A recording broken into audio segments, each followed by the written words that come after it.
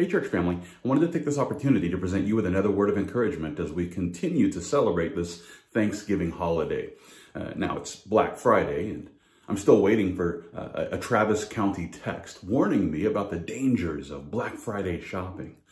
The reason I'm waiting for this is because, as you probably know, most of us here in Austin, Texas, received a text last week, maybe even several texts, informing us that COVID-19 cases are increasing rapidly.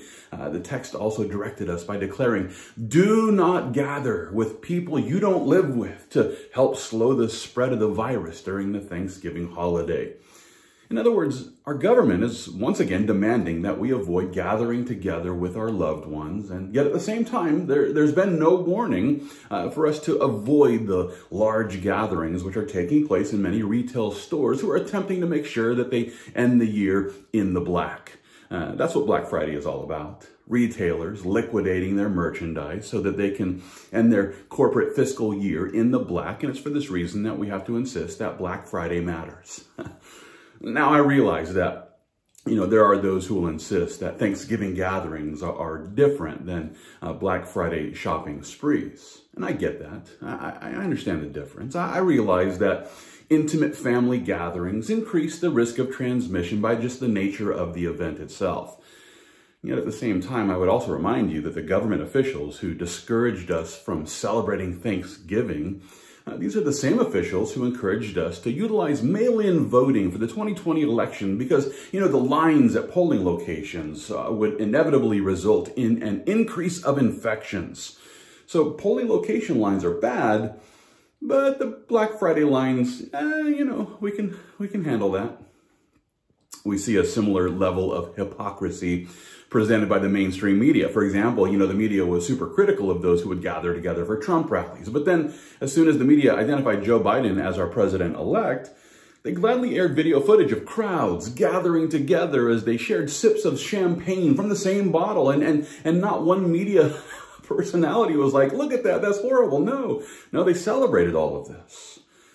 So if I'm to believe the media, then Trump rallies are super spreader events, but Biden celebrations, that's okay. It's almost as if the mainstream media is working together with some government officials in order to use our fear of COVID-19 to create arbitrary rules which restrict some people and not others, and it restricts some gatherings and not others.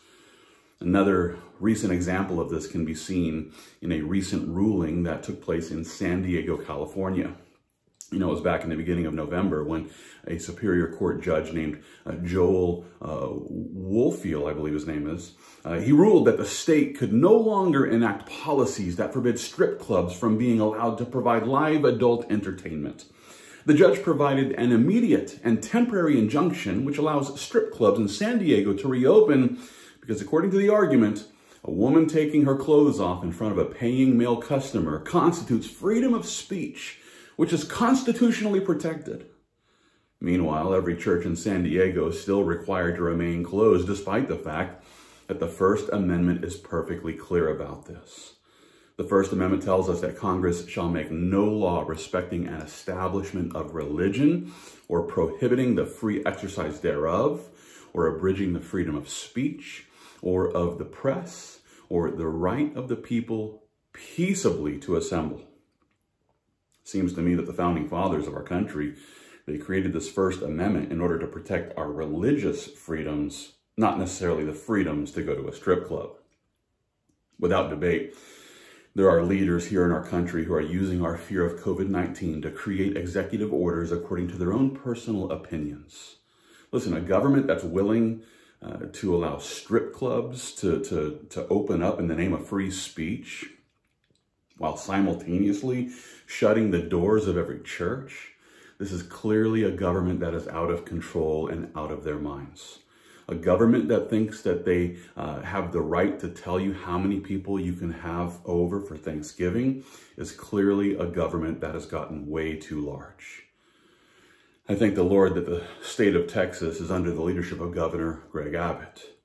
He's not only identified the church as an essential service so that we can continue gathering together, but he recently informed us that we won't be heading for another lockdown, and that's great news. Listen, if the first lockdown worked, then we wouldn't need a second lockdown. And if the first lockdown didn't work, then why would we think a second lockdown will work? It makes no sense.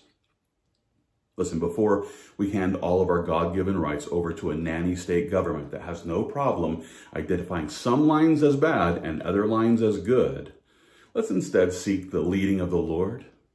The Lord alone has the infinite wisdom that we need. He's the one who can actually guide us through this time. And with that, I encourage you to remember something that Jesus presented in Luke chapter 12. It's there where he says, "Do not worry about your life, what you will eat, nor about the body, what you will put on. Life is more than food, and the body is more than clothing. Consider the ravens, for they neither sow nor reap, which have neither storehouse nor barn, and God feeds them. Of how much more value are you than the birds? And which of you by worrying can add 1 cubit to his stature? If you then are not able to do the least, why are you anxious about the rest?"